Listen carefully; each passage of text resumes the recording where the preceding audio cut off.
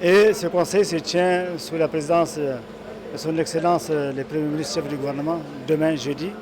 En prélude à la tenue de ce conseil-là, nous avons décidé de rencontrer l'ensemble des gouverneurs de la région du Mali qui sont nos partenaires, qui sont nos représentants et qui sont au centre de la mise en œuvre du plan national de réponse au niveau local, au niveau régional.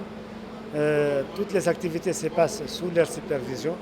Il était important pour nous d'avoir un échange à bâton rompu avec eux pour nous imprégner des difficultés réelles qu'ils rencontrent sur le terrain dans le cadre de la mise en œuvre, de la coordination avec les autres partenaires de mise en œuvre tels que les ONG et les partenaires techniques et financiers pour avoir une parfaite synergie d'action pour une plus grande efficacité de la réponse. Alors, les gouverneurs ont évoqué quelques soucis liés essentiellement à l'insécurité, donc les soucis d'acheminement des vivres, pour lesquels des solutions pragmatiques ont été trouvées à chaque fois avec eux, avec leur implication. Nous allons continuer dans ce sens-là. À chaque fois que ces difficultés sont signalées, on travaillera avec eux à définir et à trouver des solutions les mieux appropriées pour que l'aide parvienne effectivement à nos cibles. Et ils ont aussi évoqué quelques difficultés de coordination avec nos partenaires techniques et financiers sur le terrain. Et là aussi, nous avons mis en place des dispositions qui vont permettre d'assurer cette coordination-là au niveau local. Et nous avons insisté aussi sur une plus grande appropriation au niveau régional de ces activités de mise en œuvre du plan national de réponse. C'est pourquoi nous avons décidé qu'après le lancement officiel qui est fait chaque année par le président de la transition, chef de l'État, le colonel Assimi Goïta, que le gouverneur au niveau de chaque région fasse aussi un lancement en présence de tous les partenaires pour qu'il y ait une bonne compréhension des activités envisagées.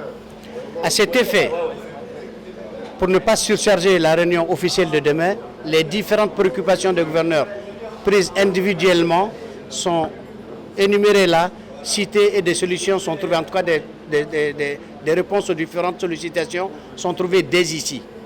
Donc cela permet d'avoir une vision claire de ce que le commissaire à la sécurité alimentaire compte faire au cours de l'année 2024 sur toute l'étendue du territoire national, donc dans les 20 régions, dans les 19 régions et le district de Bamako. C'est l'objet de notre présence ce matin ici et je pense que cette réunion a été assez